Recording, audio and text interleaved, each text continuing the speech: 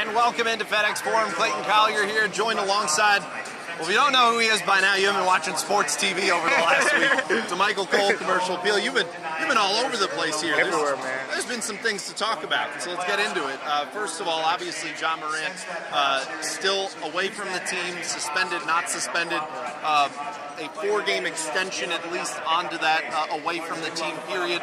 We talked to Taylor Jenkins first time he addressed Memphis reporters. You and I were just talking. Two biggest takeaways from that was one, Taylor mentioned that there are steps Ja has to take personally and professionally in order to return to the team. Number two, he also said that they tried to kind of have a conversation before this came to a head, and obviously that was not successful. Your thoughts? Yeah, well, let's work backwards here. The first thing to me that stood out was the guidance. This was the first time I had heard, I'm sure it probably was for you, that the Grizzlies stated publicly that there were opportunities and chances that they attempted to guide Ja Morant through this. So now knowing that, it kind of, takes a little bit off the organization from that standpoint. There were questions out there, were the Grizzlies holding Ja Morant accountable and things like that. From what Taylor Jenkins said today, we kind of can gather that over the course of time, they've had conversations with Ja Morant that led up to this. And as Taylor Jenkins said in his words, that Saturday's incident, it put this process into action. And then going to the first point, that kind of gives us more clarity on the accountability. They said they're holding him accountable, so we need to see what that looks like. And now it sounds like the accountability that the Grizzlies are holding Ja Morant to is he's been given steps to be able to return, and it's professional steps and it's personal steps. I think that's important, right? The Grizzlies have been enforcing this thing about, his personal well-being here is important. Now we see them putting the action to the words. Absolutely, and Ja, not the only piece of bad news coming back from this road trip. Hey, they've had some tough road trips, but this is probably just about the toughest that they've had, certainly in the Ja Morant era.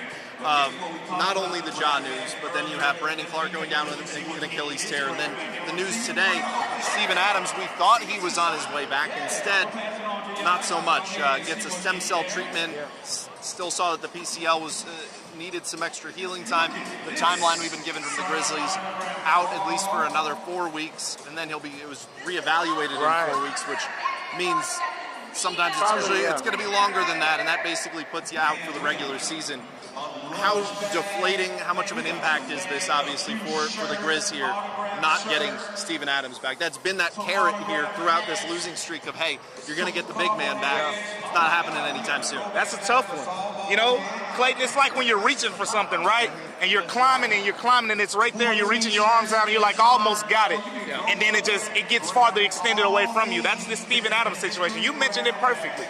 The thing that's kind of been the saving grace throughout all these struggles is the fact that, Steven Adams is on the way back. You look at the bad rebounding performances we've seen lately. They were doubled in rebounding by the Clippers. A bad rebounding team.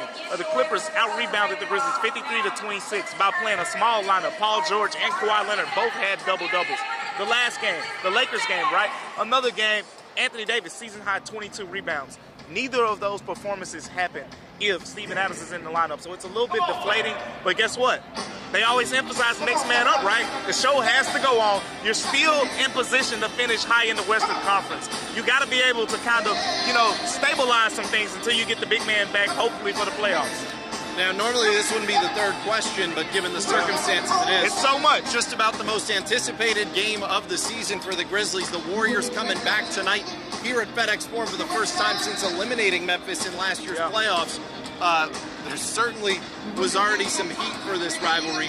Draymond Green came in with a bucket of gasoline, dumped it all over the fire last night with what he said about Dillon Brooks. Called him all kinds of names, said that, he's one of the reasons they're not ready to win a championship.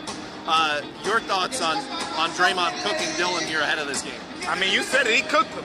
And it's notable because, in a way, Dillon wouldn't say this, but Draymond, in a way, is kind of the player that Dillon Brooks is inspired to be. He loves winning.